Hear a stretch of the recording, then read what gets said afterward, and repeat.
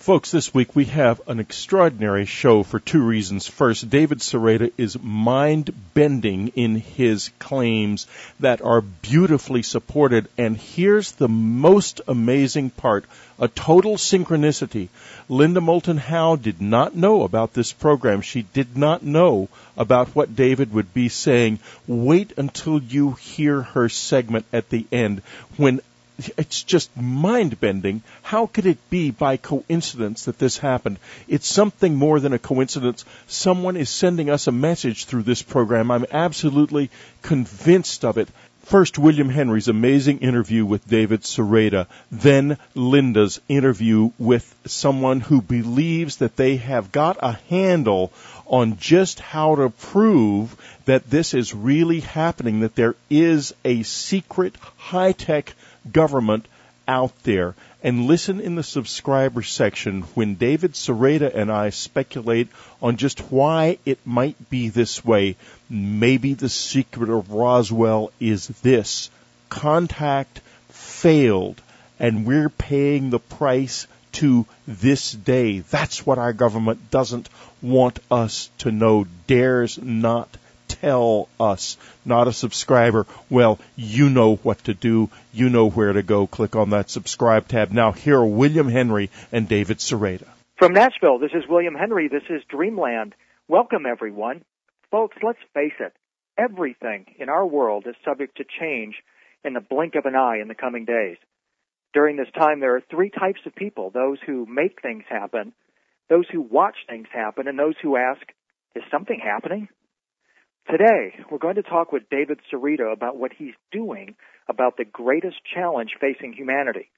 A serious environmentalist, David has planted over 1.3 million trees while working in reforestation projects for 22 years. He's marketed and promoted sustainable housing, promoted breakthroughs in solar power, wind power, and hydropower. But David's best known as a filmmaker and author. He's the director of Dan Aykroyd Unplugged on UFOs and author of the book Singularity, which Aykroyd said is one of the most amazing things he's ever discovered. David's new film, From Here to Andromeda, is a crusade of disclosure that begins with the premise that humanity may not survive due to global warming, an ensuing ice age, or mass extinction. The seed of the answer to our dilemma was first planted in his mind in 1968 when he was 7 years old and David had a daylight sighting of a UFO. A clear metallic disc hovered for a good 20 minutes at 3,500 feet over his elementary school in Berkeley, California, near the Lawrence Berkeley Lab, one of the top physics labs in the world. After David watched it for a while, it just blinked out. And from that moment, David's never lived in doubt, but he wondered, how did it blink out, and where did it blink to? Discovering new ways to solve the problem of traveling between the stars or between dimensions is David's life mission. He's on his way to discovering the secrets of UFOs, especially anti-gravity and zero-point energy technology that will lead to a safe environmental energy source and to the transformation of humankind. David, welcome to Dreamland. Thank you, William. It's an honor to be on this show with you today. Thank you so much again for taking the time to talk with us. You've made 11 appearances on Coast to Coast since the year 2000. Your UFO research has been featured on NBC News Dateline, CNN, Fox News. This is your first appearance on Dreamland, where the hosts do more than talk about our subjects. We live them. And I know you're a big fan of Whitley's, and I can't wait to hear your subscriber interview with him. Well, I've read Whitley's books. I remember in Maui I was reading, Beyond Communion, some of his works Beyond Communion. And I was so fascinated at the depth of his experiences and understanding of the graves. And I was actually hiking here in Sedona this morning, talking to my friends and my brothers as we were hiking about that, and how, when you look at even a colorful house, a pink house in the middle of the night, it looks gray because unless we have white light reflecting off of anything, virtually anything, it appears gray. And I often wondered why the grays are gray. Maybe perhaps we only perceive them as gray because we're incapable of seeing beyond the visible light spectrum. The familiar rainbow colors, and also most people see them at nighttime. And I know Whitley described some of their transmorphic abilities to transform even into human figures.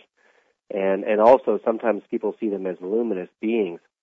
And with our inability to we only hear from 20 to 20,000 hertz, and we see from red to violet.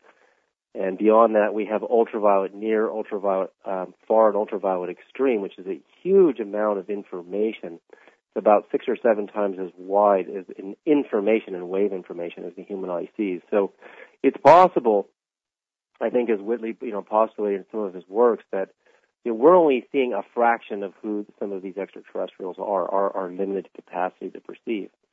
And and also his work with children. I remember reading about a lot of the children, and in my work, in my own experience, I really enjoyed your introduction to my work. It really tells me you've done a lot of homework. But when I was a little kid in 1968 at 7 years old, and I started dreaming about the propulsion system, and I started finding that other kids, like we see in the movie From Here to Andromeda, my little dog Nuala found this group of 5 kids, and they had this experience in the eye of Hurricane Katrina. And what they saw in this UFO that appeared during the eye was the same as my dream. And that same message appears in crop circles. And so I think the case for children and their very open subconscious minds, I think one of the reasons the ETs are coming to these more evolved or star-like children is because they're our greatest hope in translating the message. Yeah, the Thorne family, or the children you're referring to, they were really delightful. And I want to, when we get into the second, I want to talk in the second segment about some of the other incredible guests that you had in From Here to Andromeda, David. But first, I just want to put a story on the table here as a sort of a reference point for our conversation. In the Old Testament story of Adam and Eve, they were evicted from the garden by Yahweh for partaking in the fruit of the tree of knowledge. Yahweh then made coats of skin for them, hinting that Adam and Eve may have, in fact, have been light beings before our skin was made for us. And then Yahweh placed Adam and Eve at the east gate of Eden and placed cherubim there in a spinning, flaming sword which protected the way of the tree of life. Your work, both in From Here to Andromeda and your book Singularity, suggests that this spinning or whirling sword is a code of sorts that unlocks the secrets of the universe. And until we find it, we're imprisoned on Earth and unable to travel to other star systems. Tell us about this idea that you've developed, that we're essentially trapped in a zone of frequency or trapped by inertia. Well, in the Gnostic Gospels, in the Apocrypha of John, which is, of course, Dan Brown's source material and his Da Vinci Code work, in the Apocrypha of John, after the proverbial fall, partaking of the knowledge of good and evil, it says that humanity was cast to the lowest region of matter itself, not the lowest, deepest sequestered region of the universe, but the lowest region of matter. And that doesn't mean the lowest planet. It means matter itself. And we now, with the advent of quantum physics, we know that the lowest region of matter is actually the quantum or quantity of the atom and smaller. And when we look at that, it's a code of information that is a perfect reflection of this forbidden knowledge. The knowledge that God, Yahweh, forbid us to take in was the knowledge of good and evil. And he said, for in the day you take in this knowledge, you'll die. And I actually had, in 1994, I began a series of 3 apparitions where Jesus Christ appeared to me in a blaze of light that was thousands of times brighter than our sun. It knocked me to the ground, and it was the darkest hour of my life. Literally, financially, I was bankrupt, living in a tent, and all of my earnings from tree planting that year were taken by the tax man right out of my bank account. But let us add, David, the reason why you were bankrupt is because you were promoting an incredible free energy technology that you talk to the wealthiest people around the planet, including Saudi princes and others, people in a position to make a huge difference in our world with the stroke of a pen on a check. And you couldn't get that support, and that's why I want everybody to know the reason why you had hit rock bottom at that point. Yeah, we had a company called the Green and Blue Corporation, which I dreamed up while I was planting trees, the green trees and the blue sky, and we went out to seek venture capital for helium-3 fusion, which is a type of fuel cell, or imagine a miniature fusion cell that would be way beyond hydrogen. 9 grams of helium-3, you can hold that in your hand, produces the energy equivalent of 1,000 barrels of oil. And it's mostly found in moon dust, which could explain some of the alien mining operations on the moon. The most energetic an environmentally benign nuclear fuel is helium-3, and it's loaded. Moon dust is loaded with this stuff. In fact, Clinton Ashworth, supervising mechanical engineer for Pacific Gas and Electric, said, a space shuttle cargo bay full of moon dust has enough helium-3 in it to meet the energy demands of the entire United States for a whole year.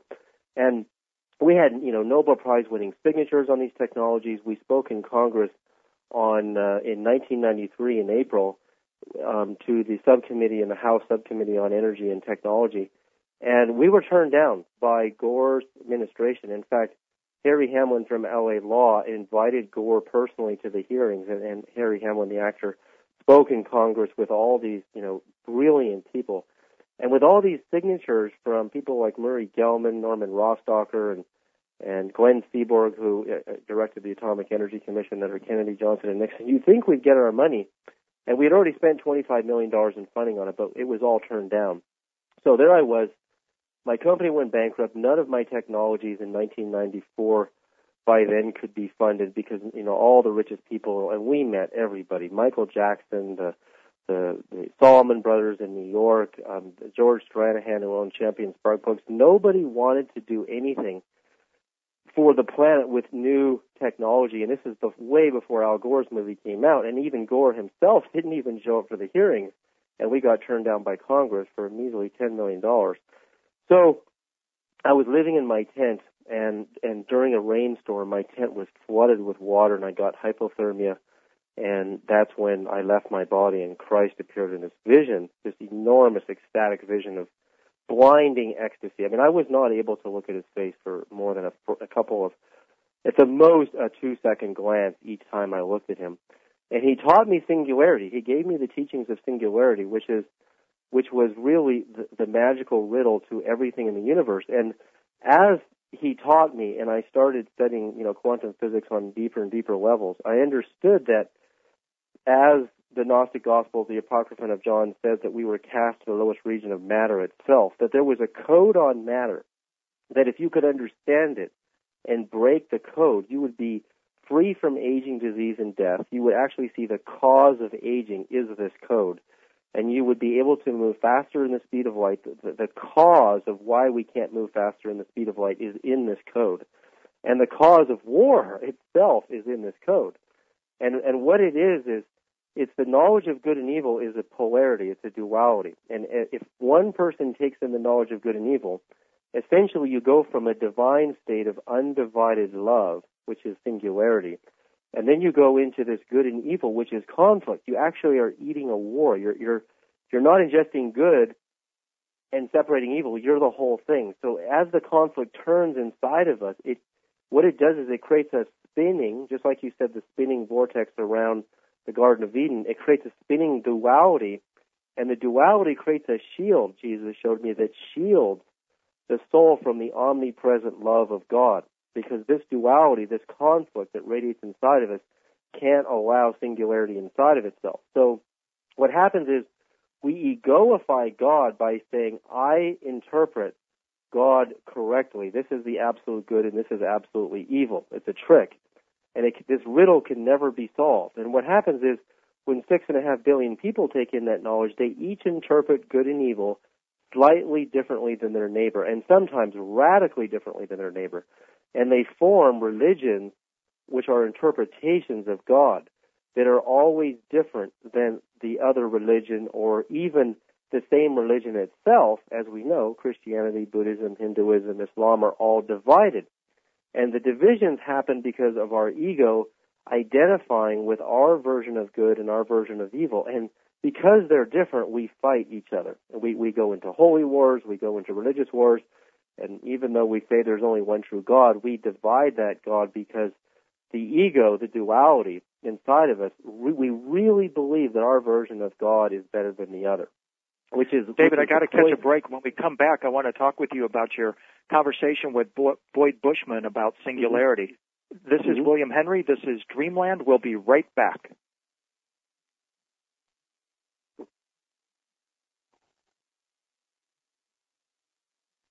This is William Henry. This is Dreamland. We're continuing with David Sereda, producer of From Here to Andromeda. David, you had an incredible cast of participants in your new film, From Here to Andromeda, and one of the most intriguing figures in the presentation was Boyd Bushman, a senior research scientist from Lockheed Martin, and your conversations with him, especially about singularity, were incredible. Talk with us for a moment about Boyd Bushman and what he had to say about your thoughts on singularity. Well, in the basically Boyd Bushman, for me, and I've been around all these massive physicists, Nobel Prize winners, I really felt that I was in the presence of a man that was truly beyond Einstein. I mean, I'm really not exaggerating when I say that.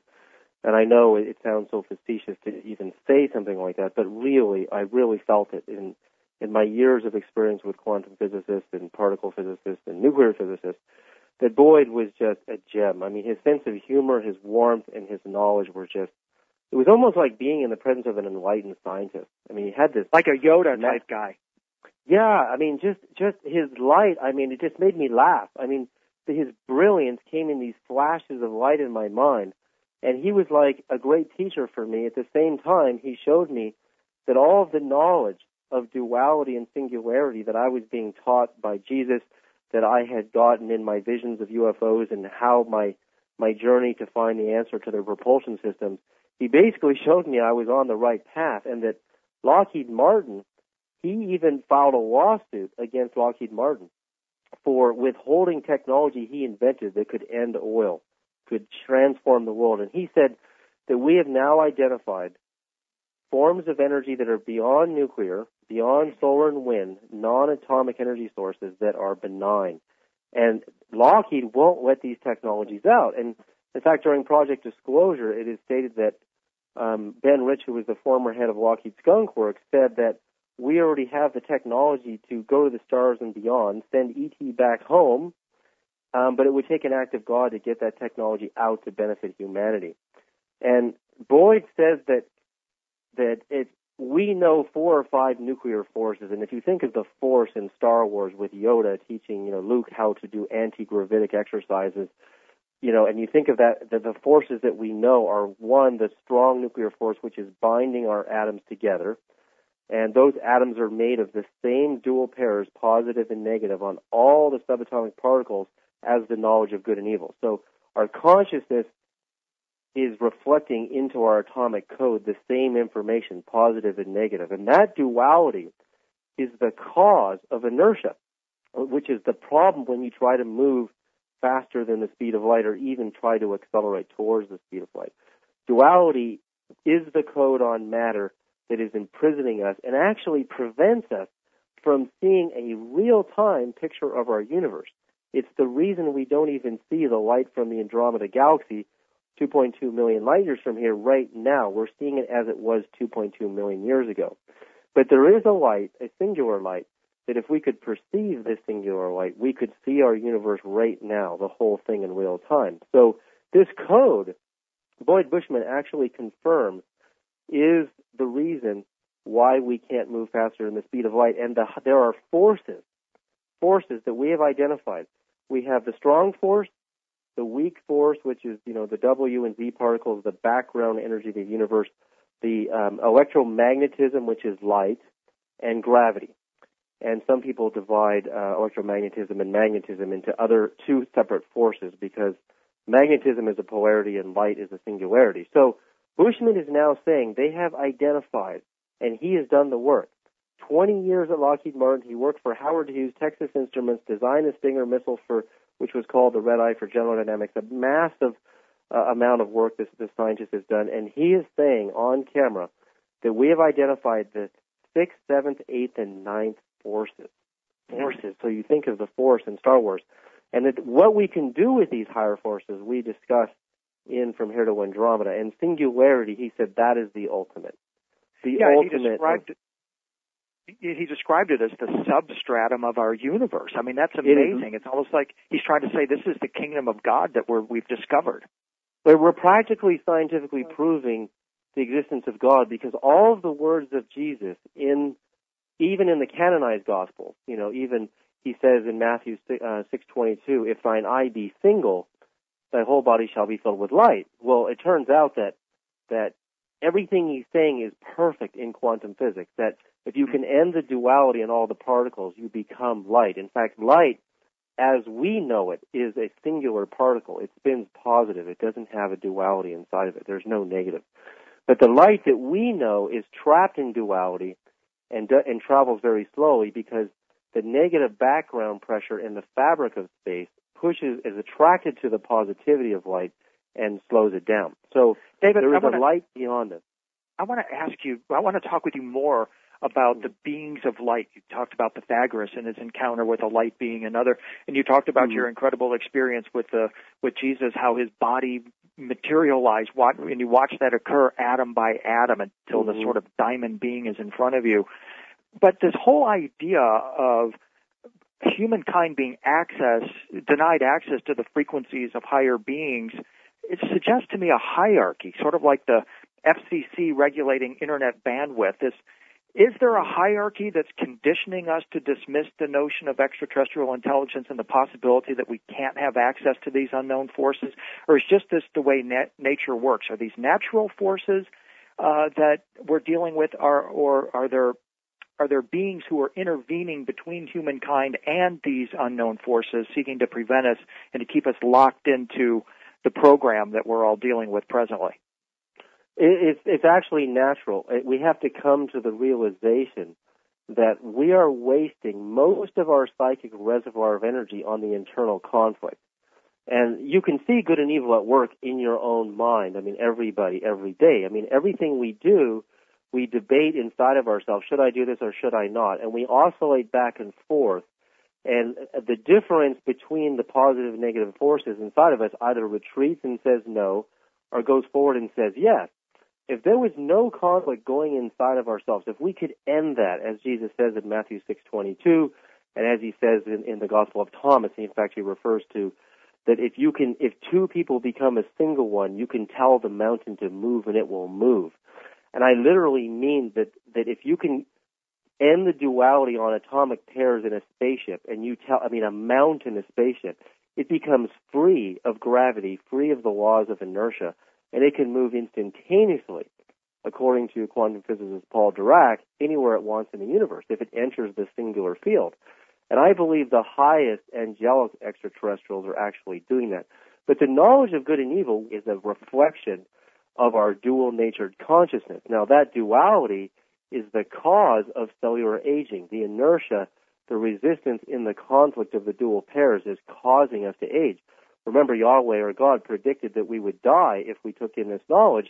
And if we could realize that if we could end the conflict in our atoms themselves, they wouldn't age because they wouldn't be fighting each other all day long.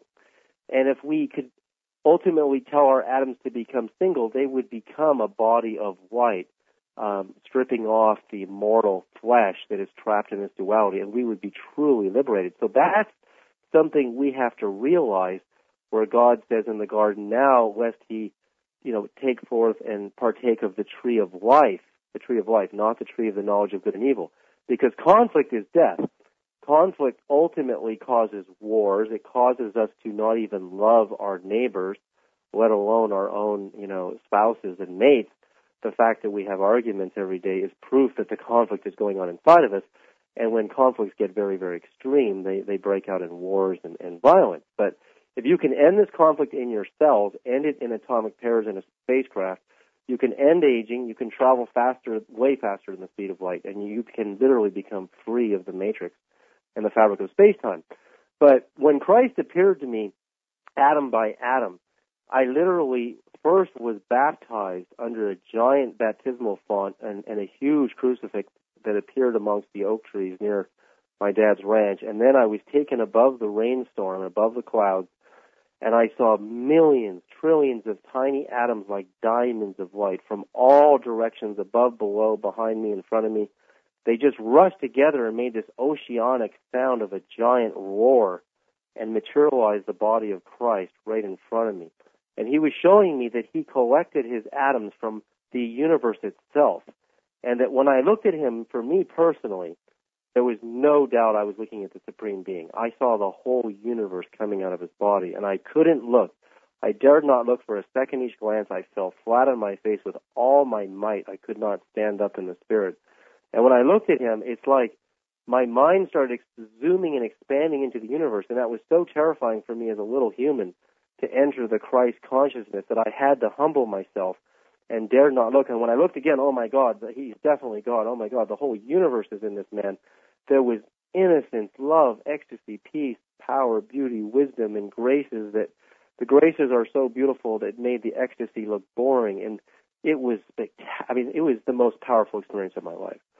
And he explained to me the whole cosmos and what happens when we die, and taught me singularity, which was the ultimate answer to how to become so free that he explained how the highest angelic extraterrestrials are able to move anywhere they want in the universe. And here we are trapped in these 4 dimensions, unable to move, unable to solve the riddle, the cause of war. I mean, if you look at, even as a financial equation, how much money we waste on the fact that we can't live in peace. And if we could solve the riddle and end conflict internally, one light bulb at a time, and turn our inner conflict into light, how much money we would have in the world to solve world problems and, sustainability and higher technologies and building intergalactic space centers and all of it. And in fact, Boyd Bushman in From Here to Andromeda tells us that Lockheed, literally, we were building anti-gravity flying saucers as early as 1959, and he shows me photographs from Lockheed where they're lowering these anti-gravity devices into the belly of classified aircraft. I'm seeing this. I mean, he's telling David, us everything. I've got to take a break. When we come back, I want to just mention Boyd Bushman's thoughts on what might have happened to at the Roswell crash in relation to some of these secret weapons programs you're describing. This is William Henry. This is Dreamland. We'll be right back.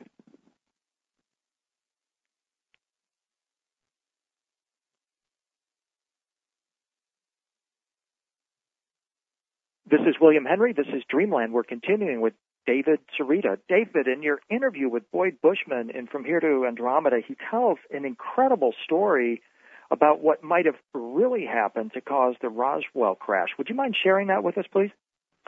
Yeah, Boyd is friends with a Navy doctor whom he really respects, and coming from Boyd Bushman, and in fact, before I say this, I urge you to go to the U.S. Patent Office website, uspto.gov, and go to Simple Search and search the name Boyd, B-O-Y-D, Bushman, B-U-S-H-M-A-N, and you'll see all his Lockheed Martin patents come up. So this man is the real deal. He is not, this man has a paper trail a mile long.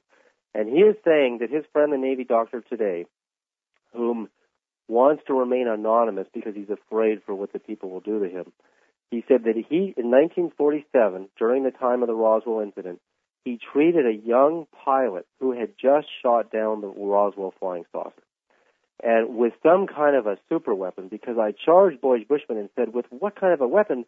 Because bullets were only 1,500 miles an hour, and these things move at incredible speeds. And Boyd just started laughing. He said, we have all kinds of things out there. But in 1947, what did we have?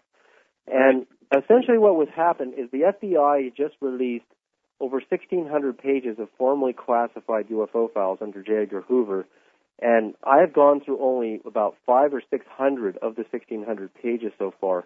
And what we find, and I really think Whitley will really enjoy this, is that simultaneous to Ken Arnold's sighting on June 24th, 1947, and then the sighting by United Airlines pilots in western Idaho just on July 4th, and then in Portland, Oregon, all the papers reported that, people all over saw these 9 flying saucers over Portland. Then we had UFOs actually coming in, preceding all of these dates all over the country. Flying saucers that, Arnold said were doing 1,800 miles an hour, which is faster than a speeding bullet. And then at Edwards Air Force Base, 8 military officers signed affidavits that they had 9 UFOs, once again, over Edwards Air Force Base on July the 8th.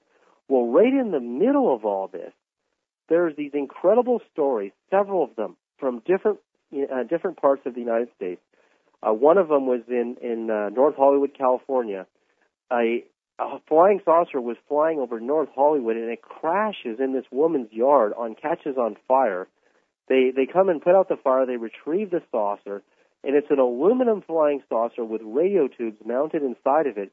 And a 16-year-old kid who works at Chevron claimed he built it. And it was July the 8th, 1947. And in the middle of this, the FBI was getting kids building flying saucers that were anti-gravity, and they were all over the United States, and they were all built with aluminum. So somehow these kids got these messages just like I did, but I was too young to apply the vision and the knowledge and put it into a scientific application. These kids were building flying saucers that really defy gravity and flew, and they were all over the country. So the question is, where are these kids today? How did they get this message from these extraterrestrials, and how did they build flying saucers to fly the same day as the Roswell crash, like within days?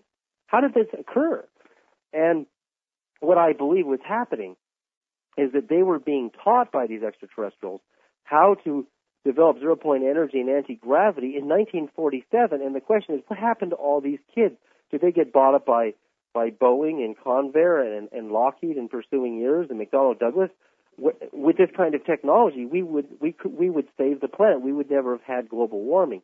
Did the extraterrestrials foresee this and want to implant the knowledge to prevent the future disasters that humankind was racing towards? And I really believe these star beings, extraterrestrials, that even, as we mentioned in the film, Pythagoras had contact with, the great mathematician, were here then, are here now, and they are trying still to influence our children to bring about this radical change.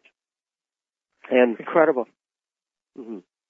And Boyd Bushman, let me finish here. Now, he testifies that we shot down the flying saucer. The pilot lands his plane. He obviously got radiation burns, which is why he was being treated by this super weapon. And remember, this is a post-World War II America. This is, 1947 is just 2 years after, we dropped the atomic bombs on Hiroshima and Nagasaki, and it was the end of the Nazi regime. But we thought, there were flying saucer reports all over this country. We literally thought that somebody had developed advanced aircraft and they were invading us. We didn't know there were aliens in the craft. Boyd Bushman said the pilot was given the order, you have the weapon on board, go ahead and shoot it down. And he shoots it down, and now I've identified the weapon, and he lands his airplane, and they find they've got 3 Greys in captivity, and a 4th is at large and running around out there.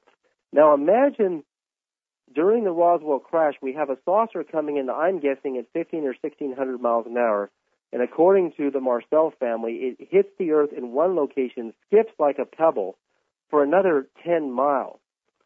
Which is 52,000 feet, and it hits the side of a mountain, and the ET bodies are intact.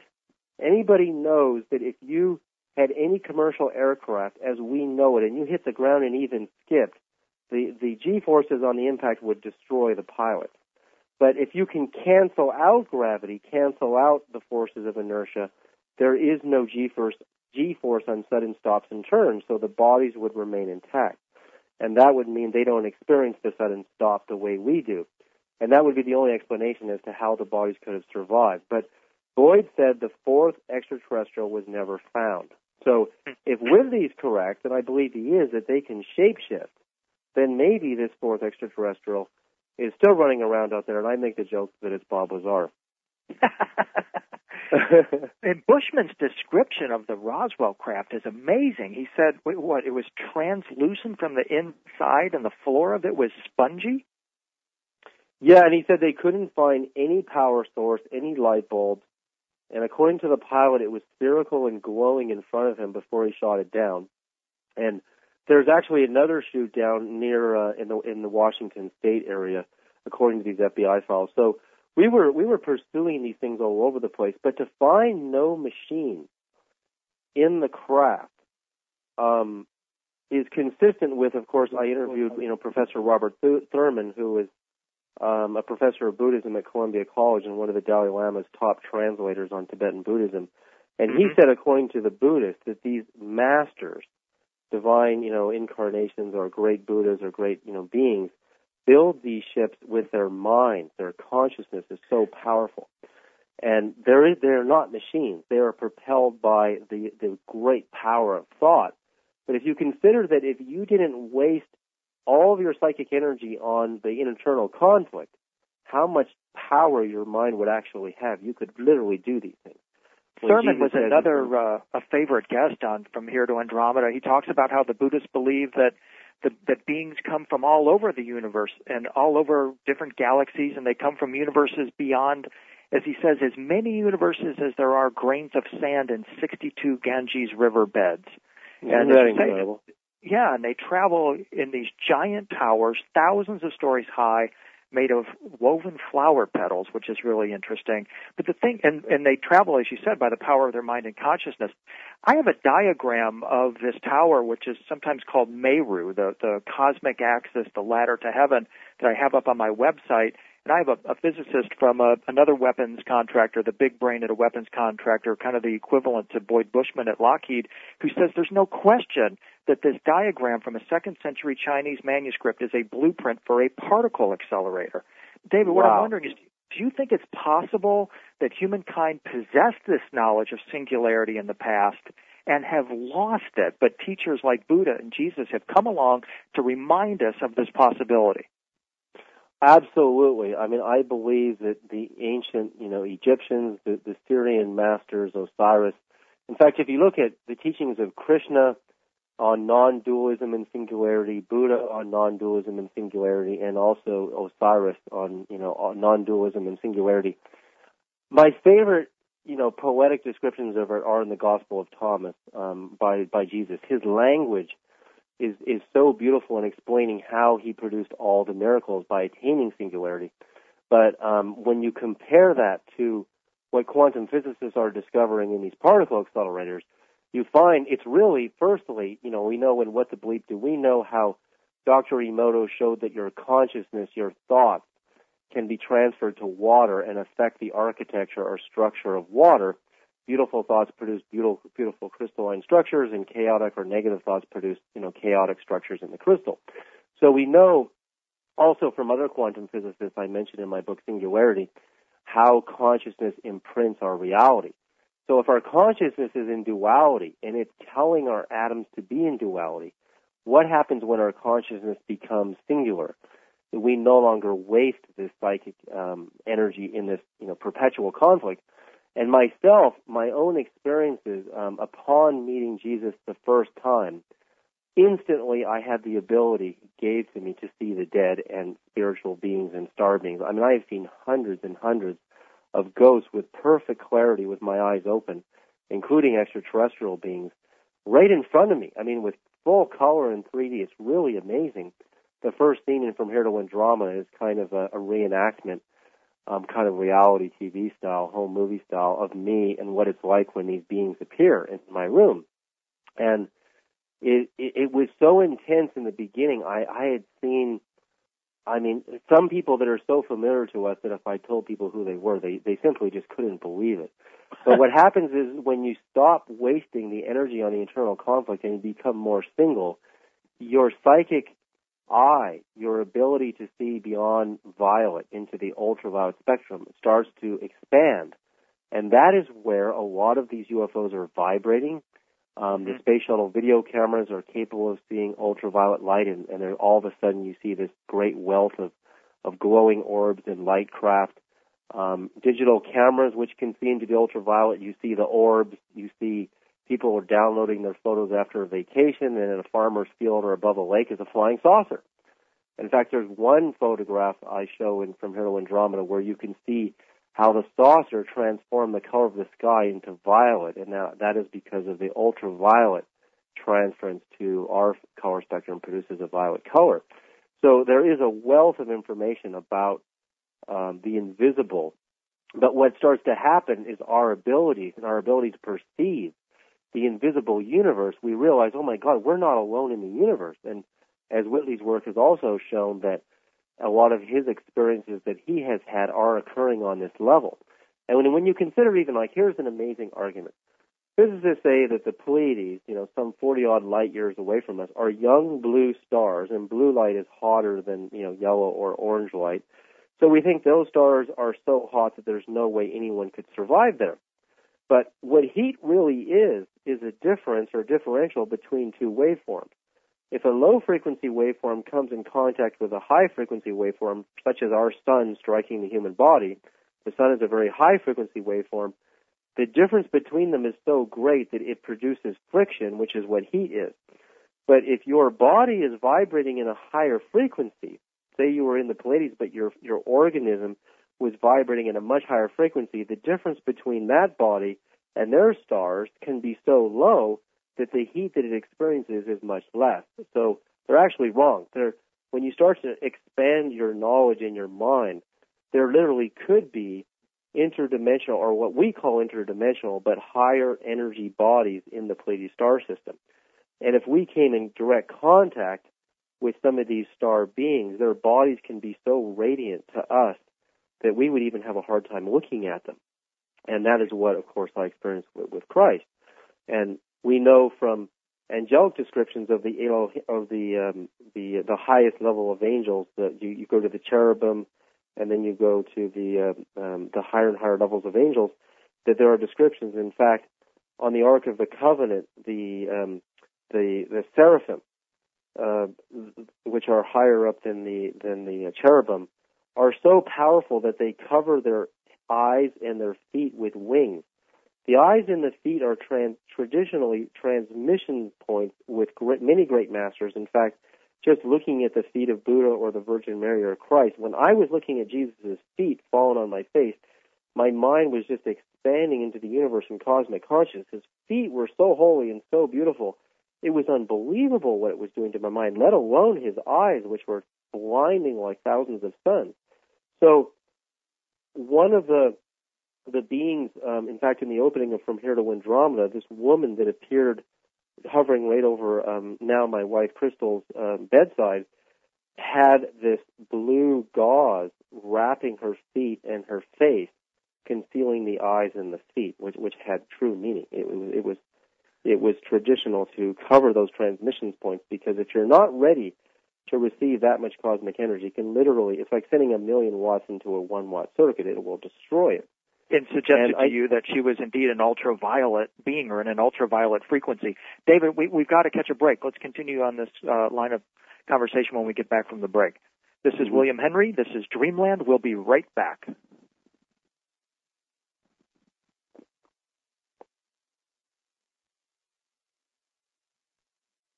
This is William Henry. This is Dreamland. We're continuing with David Sereda. David, let's just get back to a moment to this conversation about these light beings. As you described or talked about in From Here to Andromeda, Pythagoras taught that the whole universe was inhabited by beings, some more or less immaterial, with bodies of fire and air, and who were superior to men and sometimes guided them. Are we coming into a time now where you think we're going to see increased interaction with these beings? And does it take anything more than just start playing around with your digital camera to start making connection with them? Well, I mean, I love Pythagoras. In fact, I am literally scouring every book I can find on him now, because we know Pythagoras from some of the works, and one of the works I quoted in Singularity and in the movie, Professor Roger Weir tells us that his stepbrother, his father, Mensarchus, was traveling on this road, and they find this child abandoned, no parents, this young child sitting there gazing at the sun without blinking and sipping dewdrops off of leaves. And Pythagoras' father adopts him and names him Astreos, which means in Greek star child, or star being. Mm-hmm. And Pythagoras learns from his stepbrother about the cosmos and other beings that are in it, and they literally believes his brother is from another star system. And Pythagoras teaches that, of course, Pythagoras is famous for, a squared plus b squared equals c squared, the foundations of trigonometry. He is the father of modern music. In fact, the whole intervallic system that leads to all the notes and keys that ultimately leads to the discovery of, in fact, Pythagoras believed if you could purify your senses, you could actually hear the 3 levels of music. The musica humana, which is the music that is playing in your body, or what the yogis call the nadis, or when your nerves are purified through meditation, you can actually hear this inner music. And then the musica instrumentalis is the music of the instrument and the human voice, which is inspired by the music that we hear inside of ourselves. But then he says if you really expand your consciousness, you can hear the music of the spheres.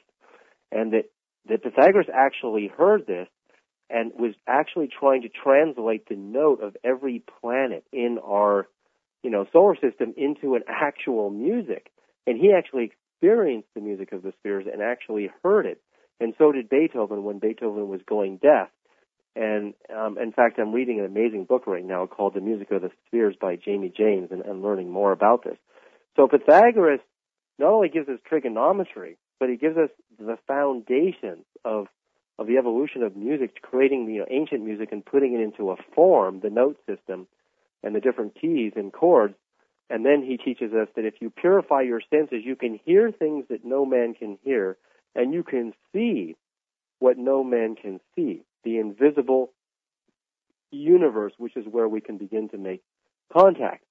And that can start to explain how a lot of these abductions are taking place. They're taking place on a higher consciousness level, that when the extraterrestrials come into our presence, they can stimulate our energy centers and cause us to perceive them. And there may be someone standing right next to us who doesn't see the same thing, and that is because their capacity to see beyond the color violet is limited. David, as I'm watching from here to Andromeda, I'm seeing that the universe is a really busy place. I mean, not only do we have solid physical craft, actual metallic craft that have some kind of an anti-gravity technology, but we've got other craft that appear to be cloaked. We've got massive craft, some of them several miles wide, that are parading past our planet probably on a daily basis. And then we have these light beings who have mastered the secrets of light and have converted their mass into pure light energy. Is that kind of the picture that you're putting together for us here of this corner of our galaxy? Well, yeah, I think, in the case of the Phoenix Light, one of the reasons I set the audience up on Pythagoras in the beginning of the movie, just to open their minds to this great mathematician and music teacher, to the possibility that this was all really, really happening. In fact, I even think of John Nash, Professor John Nash, in Beautiful Mind, who wrote in the book Beautiful Mind. It is written that he was in contact with extraterrestrials. I mean, here's another who were teaching him mathematics, and here's a math professor who solved every math problem in his time that no one else could solve. And he said he was receiving messages from extraterrestrials, and they called him schizophrenic. Would we call Pythagoras schizophrenic today because he saw the invisible? And now, near the end of the film, we come to the Phoenix Lights, and we see this giant mothership, which even Fife Symington, the former governor of Arizona, has testified that he saw and believed was extraterrestrial, is triangular in shape. And we see a symbol, a triangle, and we see that Pythagoras, what he was famous for was trigonometry, which is the foundation of the geometry of the Great Pyramids. And Pythagoras learned about trigonometry from his teachers in ancient Egypt and Babylon. So I propose, and I actually build a case, it's much more sophisticated than I'm saying now, that the great architects of the pyramids have returned, and the Pythagoras' teachers, that was the message in Phoenix during the Phoenix Lights. Mm-hmm. And that, yes, I believe there is so much proof, but the mind has to go so far beyond just disclosure and so far beyond just the superficial, are they here, are they not here, are there UFOs? And, I really think that the deeper you go into this, the more convincing that contact has been occurring and is continuing to occur on a regular basis. And the star children of our civilization today are going to be the ones who transform this planet if we're to survive. And that these just like Pythagoras had a star child brother. In fact, the connection to the Phoenix Lights is that the triangular UFO stopped over the Estrella mountain range in Phoenix. Estrella in Spanish is the same as Astraios in Greek, the star child. Now, is that a coincidence that it goes back to Pythagoras, that there's a connection to Pythagoras, and that Lockheed Martin was right underneath the Phoenix Lights, between South Mountain and the Estrella mountain ranges. And is that a coincidence that Lockheed Martin builds triangular aircraft, the B-2 bomber and the F-117? I mean, it's all really magical. I really believe the communication that day was really happening on a very deep level, and that they really are here. In fact, George Mosman, another investment banker I interviewed in from here to Andromeda, was camping with his children in the Anza Borrega State Park on the Arizona-California-Mexican border. And within months of the Phoenix Lights, or a year, he saw with his children a mothership, there as well. So I think they pop in and out of our dimension, these giant, massive, triangular craft. And they're really here. I mean, it's really happening. And they're prepared to teach us what they taught the ancient Babylonians, the Greeks, and the Egyptians, and now, perhaps us if we open ourselves. And I must say that I think you have some of the best photos and film footage of UFOs I've ever seen in your DVD. The Michael Lee Hill material from the Cleveland, Ohio area is just astonishing.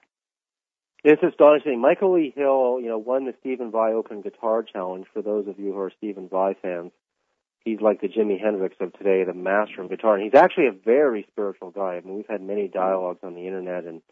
And Michael Lee Hill, here's this music artist who is being pursued by UFOs and led psychically out to the Great Lake, Lake Erie, to videotape. And these amazing UFOs appear over the lake. And some people think, they're just commercial airlines, And when you zoom in on these things and you see the amazing amplitude of light strobing on these strobing lights, and I show people footage of what real FAA pulsing lights look like, and they're not even close to the same thing.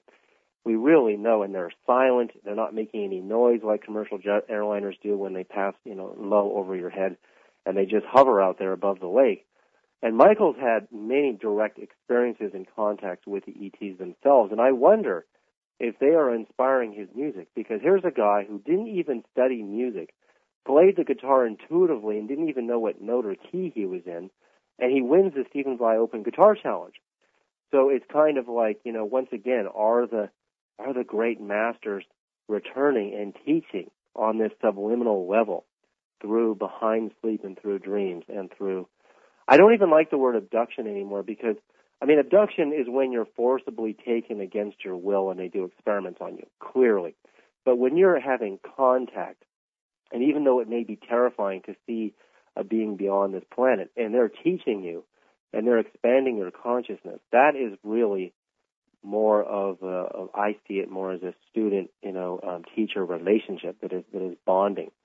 And initially, that's terrifying. It's terrifying to go into a math class and learn trigonometry from a human teacher.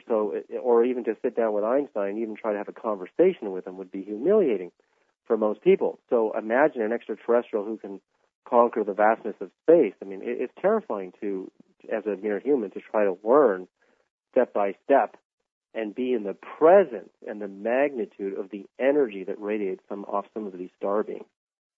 So a prediction then, David, we're all traveling down this road together. A few of us have had experiences. Are we coming up just over a hill now where suddenly the brightest light imaginable is going to be before us, or is it going to be more of a slow transition into an awakened state where we recognize that we are, in fact, these immortal beings? I think it's on an individual basis. There will be more and more people at the level of an Einstein or beyond. But the problem is right now the masses that control the wealth and the power on this planet, they have enormous egos, and they need to be much more humble before the creative counterpart of humanity. Just like Nikola Tesla was financed by J.P. Morgan, and Tesla was an intuitive genius who developed all of his technologies in his brain without writing anything down. And here's a man who was financing this intuitive genius, and he gave us virtually, everything: remote control, solar power, neon lighting, fluorescent lighting, alternating current, the carbon button lamp, which became the electron microscope. The radio, television are all a resemblant of the Tesla coil. Cell phones, wireless technology is all possible because of the Tesla coil.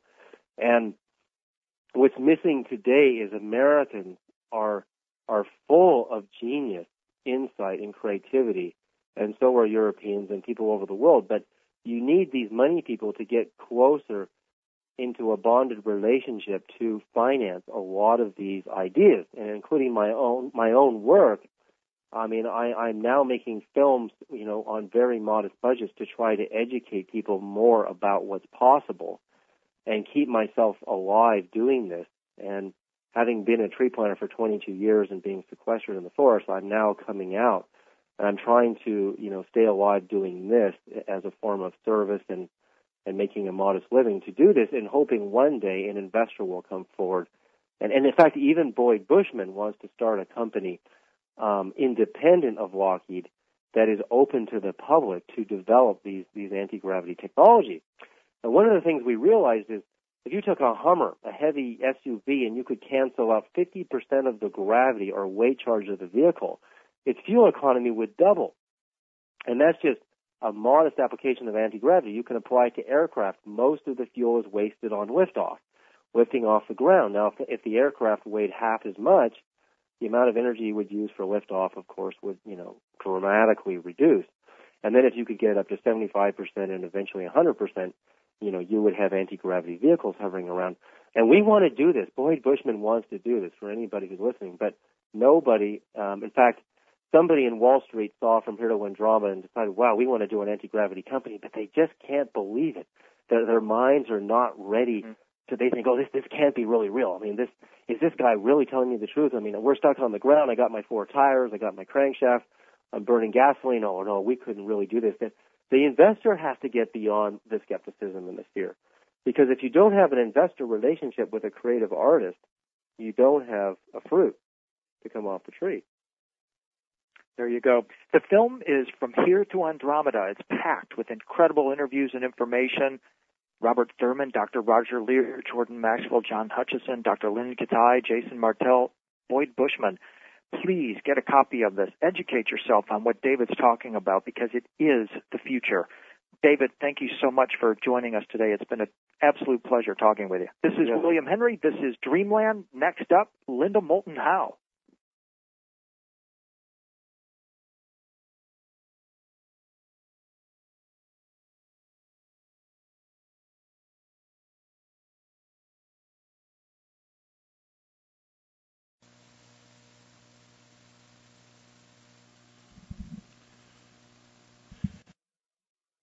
Linda Moulton Howe's earthfiles.com is the most important website of its kind in the world. I say that unequivocally because it is the only website in the world that gives you the facts about what is really happening in science and at the far edge of science that none of the other science websites will address. So don't miss a single day of earthfiles.com and give it the same kind of subscriber support that you give Unknown Country. Now today, Linda is going to be talking about something that relates to the amazing interview that William Henry just did with David Sereda. Swirling around UFO research for a long time has been the suspicion that there is a secret parallel space program while NASA has the cruder, low-tech public program we get to hear about.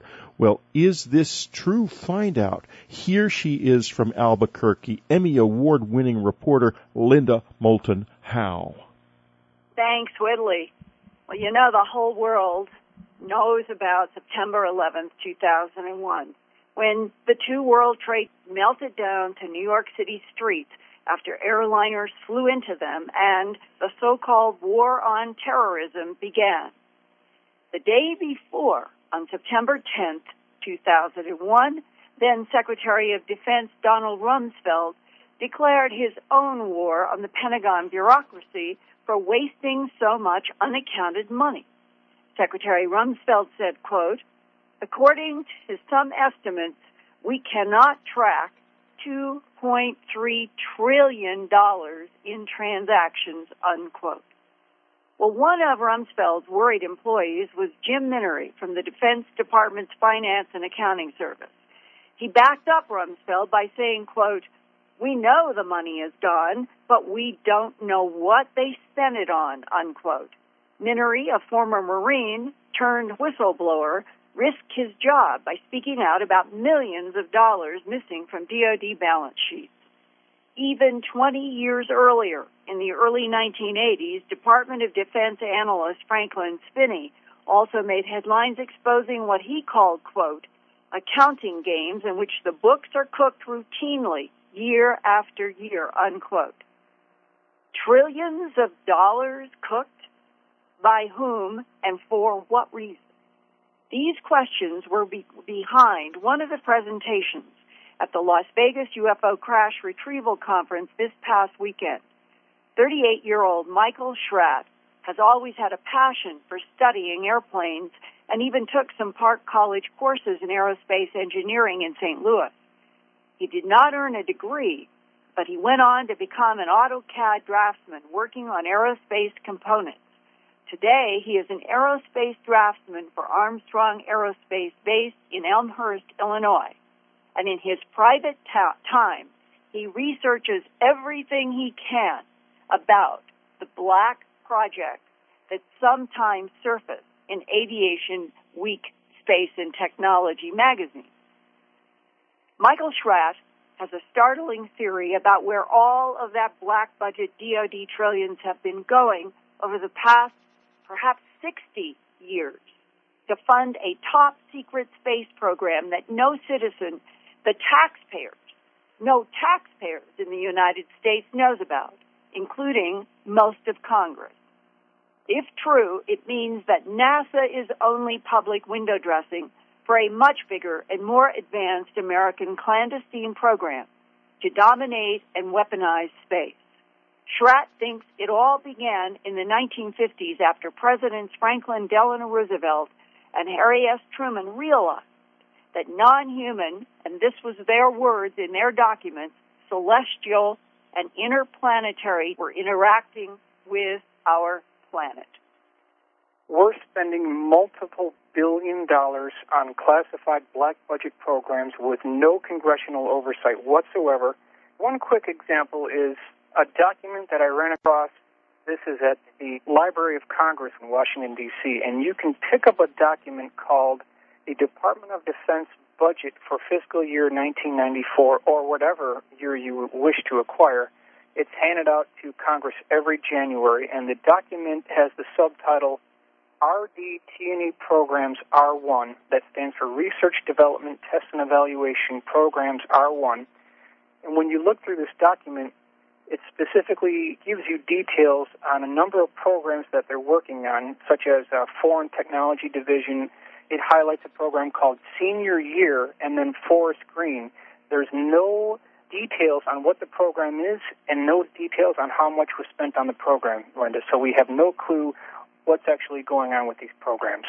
It leads me to believe that we're definitely running two space programs. One space program in the form of a public relations space program like we see in NASA, and then a much more privatized defense contractor program that is exempt from congressional oversight. I did interview a number of retired Lockheed Skunk Works engineers who did work on those programs, and they told me point blank that they did reach the flying status. So a number of those programs were flying prototypes.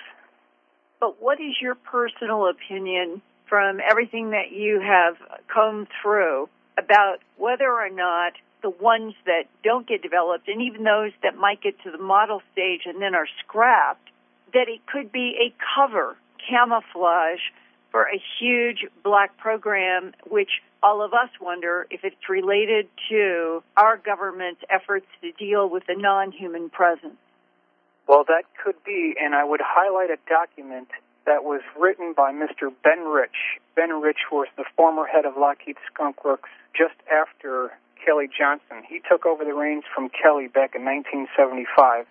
And Ben Rich was a very good close friend of John Andrews, who was the senior project special divisions of Testor's Model Corporation. This is in San Diego, California. John would ask him questions about classified aircraft, and Ben never released any specific classified answers, but he did provide John Andrews some interesting points. One of these points was a question that John posed. He was asking him if he was a believer in both man-made UFOs and extraterrestrial UFOs, and we have Ben's response. I'm looking at this document dated 7/21/86. It's on official Lockheed letterhead. It says, quote, "Dear John, yes, I'm a believer in both categories. I feel everything is possible. Many of our man-made UFOs were unfunded opportunities."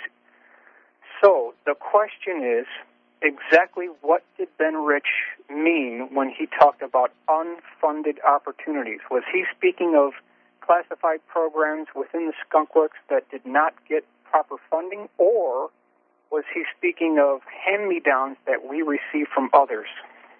Well, and isn't it Ben Rich who spoke at a meeting in, I think it was California, and he said that we had the technology to take E.T. home? That's exactly correct, Linda. I have his quote right here.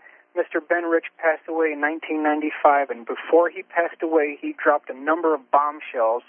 This took place at Wright-Patterson Air Force Base back in 1993. He gave a slide presentation there, and then also at the UCLA School of Engineering alumni speech he gave on 3/23/1993.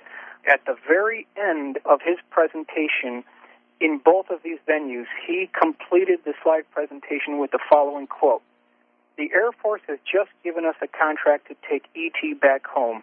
He also mentioned, "We now know how to travel to the stars." And then he also mentioned at the UCLA speech, "It is time to end all secrecy on this, as it no longer poses a national security threat, and make the technology available for use in the private sector." That's exactly what we're talking about here. He was telling us about a whole level of aircraft, of spacecraft, of advanced propulsion systems that are so far advanced. He even mentioned technology that was 50 years beyond what we could possibly even dream of. Now, when you hear that coming from the director of the Skunk Works, I think it's important to really take that to heart. This gentleman knew something. He was trying to tell us something, and I think this is the space program that none of us have been clued in within the civilian sector. This is what Ben was trying to tell us about. That there is a second parallel secret space program separate from NASA. Absolutely, 100%. Do you have any other details to fill in on who the astronauts could be and what might be the current aerial craft that we might have in secret? Okay, I do not know what the secret astronaut corps would be or what the members would be, but I do have at least an idea of some of the craft they may fly, and I will reference an event that took place on November the 12th, 1988. Now, this was an exhibit to garner support for black-budget aerospace programs. We know that Congressman George E. Brown, Jr. was present.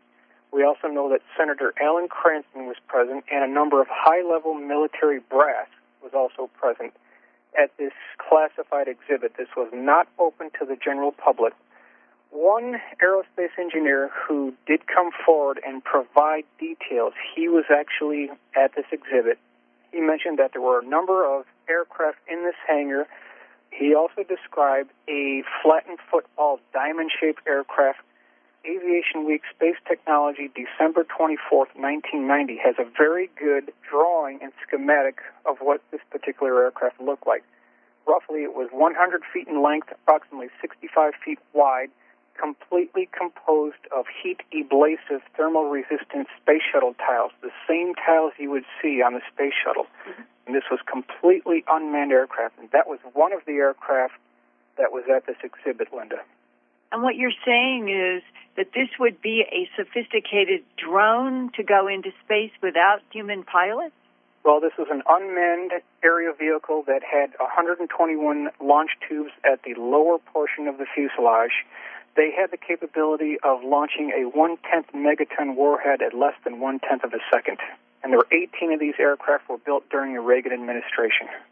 And that means that they could be launched without us having any humans committed inside of those airplanes. That's exactly correct. They could be to the Soviet Union in less than 3 hours and then be back home and basically Soviet Union would not even know what's actually going on, because these things are just extremely stealthy, extremely hard to detect, could not be intercepted via missiles or aircraft.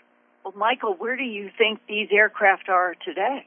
No one knows, but I can only guess that some of them are at a remote facility at Eglin Air Force Base. They could also be at an underground facility called Dyson's Dock at the remote test site in Nevada, Area 51. And then also the third option is Edwards North Base. So Eglin in Florida. Yes. Area 51 in Nevada. That's correct. And the third is Edwards Air Force Base in Mojave, California. One of the fascinating but also disturbing part of your presentation was a drawing for a plane of a military application in which electrostatic fields were placed on the leading edges of the front wings and I believe in the tail in order to reduce drag. That's correct. Now this comes from March 9th, 1992, Aviation Week Space Technology. That is the reference for this. 21 Northrop B-2 ATB stealth bombers have been built at the cost of $2.2 billion per aircraft. Now, these Northrop engineers who worked on the program were getting really disgusted that the technologies associated with the B-2 were not being trickled down into the commercial airline industry. That's why they came forward. And what they said is that a number of technologies that are actually in use on the B-2 were classified programs, classified technologies. One of them, this is referenced T.T. Brown electrogravitic patent number 3,187,206, specifically talking about how the B-2 electrically charges the leading edge of the wing to reduce the radar cross-section, and then negatively charges the exhaust gases to reduce the infrared signature. They also found out via a 1968 report from Northrop that when you electrically charge the leading edge of the wing, there's a resultant drag coefficient reduction up to 60%, and that could be retrofitted to the commercial airline industry, but it's not happening, and that's why they came forward. If we were able to reduce the drag on our airliners by 60%, that would reduce the fuel demand a huge amount. It's exactly correct, yes. The implications are staggering. This has so many applications not being used, and that was the thrust of the reason why they were coming forward. And I certainly hope someday we do see this technology. In a day and age right now where we are fighting for every drop of oil and jet fuel we can get, isn't there something criminal about this separation of advanced technologies from civilian applications? I couldn't agree more, Linda. It's our constitutional obligation to question authority. I think that an accounting should be made of these programs. They should be brought out into the light. Many of these programs represent absolutely no threat to the national security, and so that's why I think they should be exposed. And what do you think it would take to get this secret opened up? I think it would take a massive effort of engineers who have worked on the program willing to come forward and the hardware to back it up. What was your own greatest shock during your research? Okay, my greatest shock, I would have to say two of the shocks. Shock number one came when I got some details on the other aircraft that was at Norton Air Force Base, a group of other aircraft, and we can't even call them aircraft because they do not work on the principles of aerodynamic lift. These were three craft measuring 24, 60, and 130 feet in diameter. They look like a classic flying saucer, almost like a Jell-O mold. There was a upper crew compartment that looked somewhat like a sphere with composite panels about a 35-degree angle from the center line of the craft. The smallest craft had a crew of four that used off-the-shelf components. Now, that was very much stressed, off-the-shelf components. This was a completely man-made craft. There were 6 CCD cameras along the circumference of the upper crew compartment and one on top for a total of 7.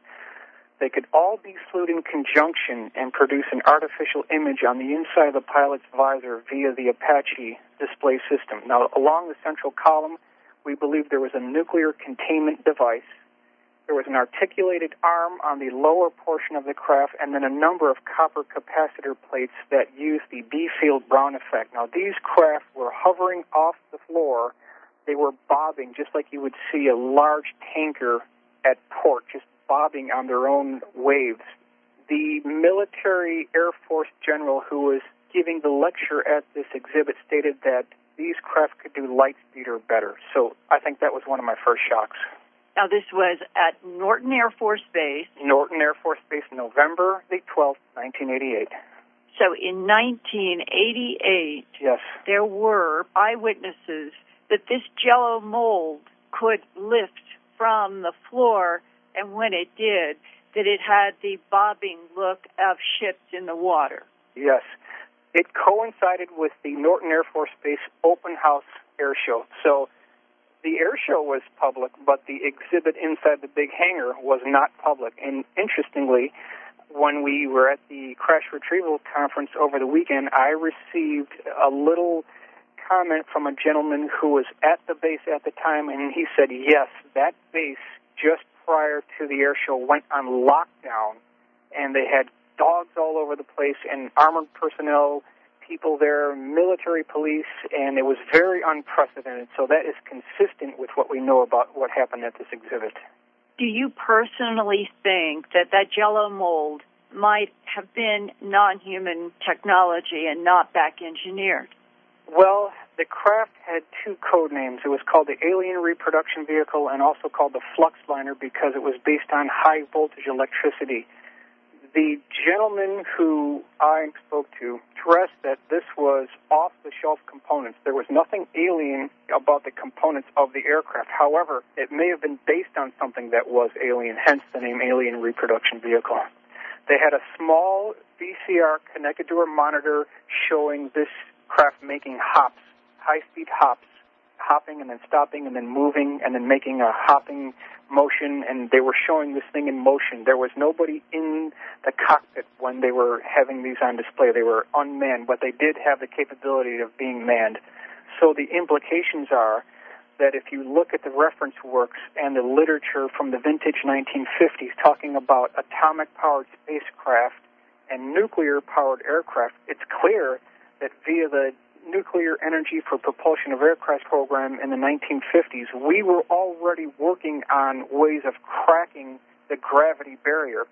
By 1960, I believe we had the first working prototype. Now, that's 9 years before Neil Armstrong landed at Tranquility Base, and that might be one reason why Neil Armstrong doesn't talk about Apollo 11, because he knows he wasn't the first man on the moon.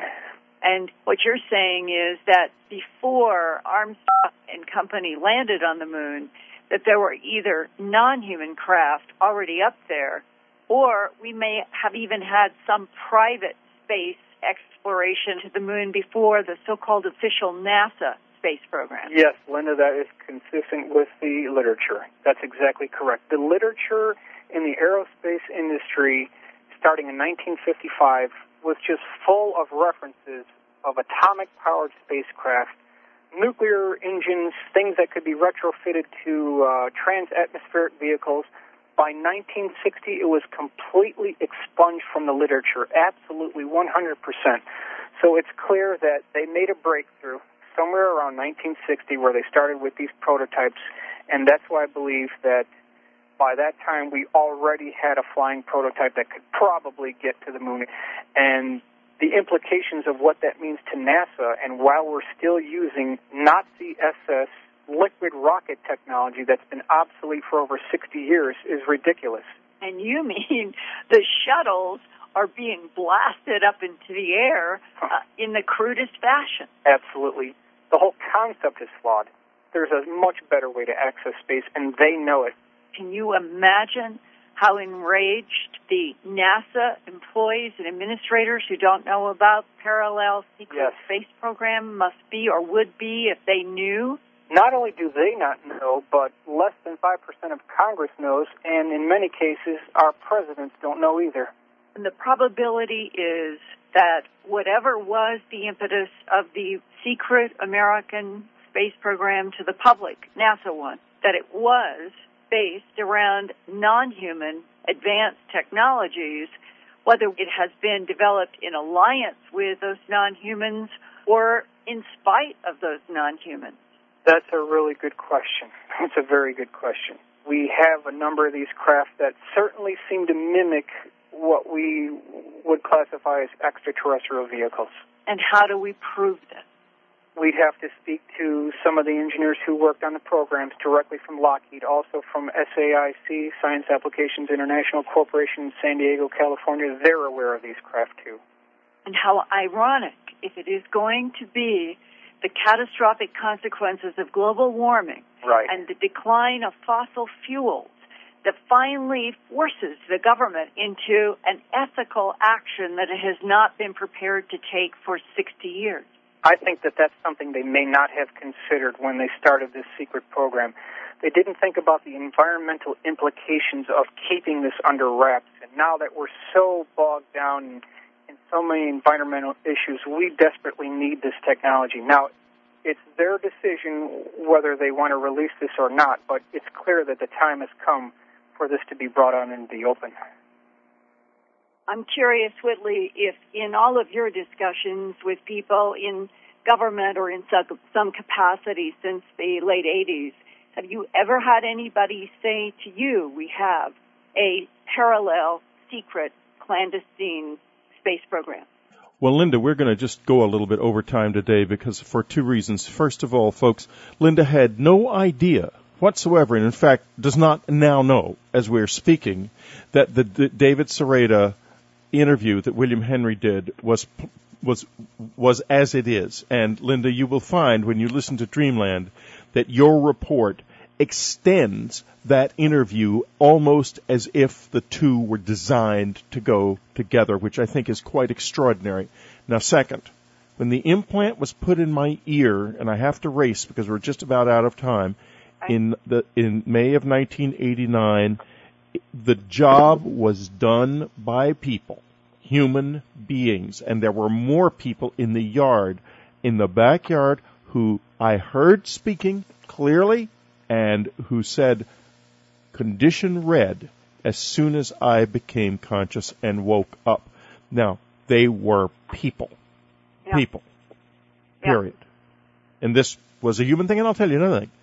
When Richard D'Amato, who was working for the Senate Select Committee on Intelligence and talked to a number of UFO investigators and UFO people back in the early 90s, me included, he said to me at least that they had discovered exactly what Donald Rumsfeld later said, that there was a lot of money missing, and that somewhere along the line he was finding whole bases that were operating but outside of the Pentagon budget. He couldn't find where their money was coming from. Amazing stuff. Yes, now, and Linda, we have to go, unfortunately. We've come to the end of our time together on this show. So, folks, keep listening to Dreamland.